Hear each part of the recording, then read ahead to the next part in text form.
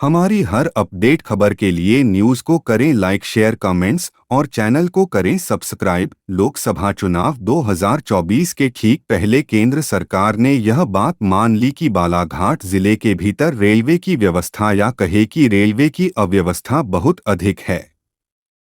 इसीलिए तो एक बार फिर पंचर ट्रेन को दौड़ाने की कोशिश की जा रही है।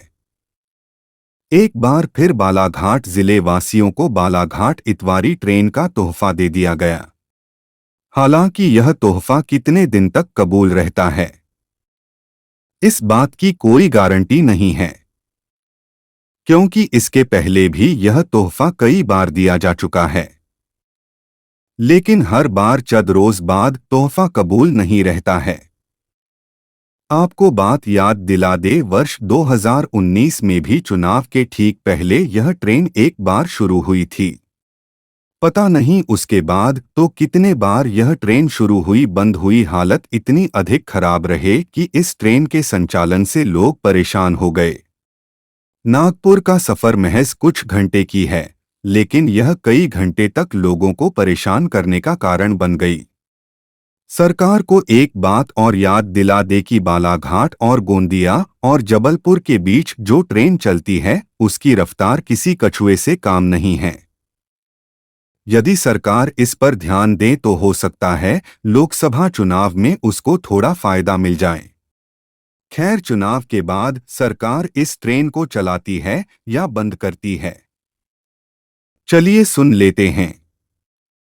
सांसद बालाघाट सिवनी संसदीय क्षेत्र के लाडले सांसद ढाल सिंह बिसेन क्या जानकारी दे रहे हैं।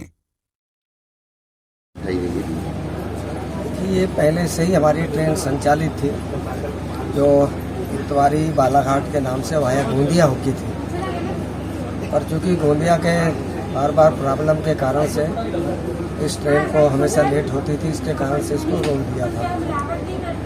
गोंदिया की प्रॉब्लम को समझते हुए बालाघाट के लोगों को, यात्रियों को सुविधा मिले, इस दृष्टि से इसका मार्ग परिवर्तित करके बालाघाट से वारासिवनी, कटंगी, तिरोड़ी, तुमसर होके इतवारी पहुंचाना और इतवारी से इसी मार्ग से बालाघाट तक लाना।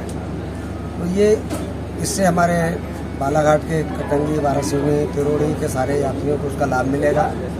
गोंदिया से चूँकि बहुत भी और गाड़ियाँ चलती हैं, तो केवल हमारे बालाघाट जिले के केवल 20 किलोमीटर दूरी तक के लोगों को इसका लाभ मिलता था।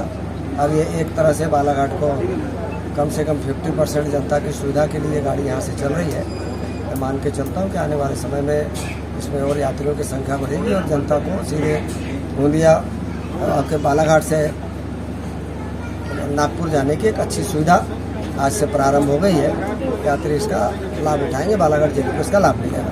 ब्रॉडगेज संघर्ष समिति द्वारा बोला जाए कि हमारे द्वारा प्रयास किया गया था। ये देखिए, मैं उस व्यक्ति के बारे में कुछ कहना नहीं चाहता, इसलिए उसके बारे में ना ही बोला था। यदि बालाघाट संघर्ष समिति कराती तो फिर आगे संघर्ष करके सारे कामों को पूरा करा ले। वो तो आगे आगे देखते जैसे शेर शिकार करता है। मुझे कहना चाहिए, आगे आप बात समझ जाते हो।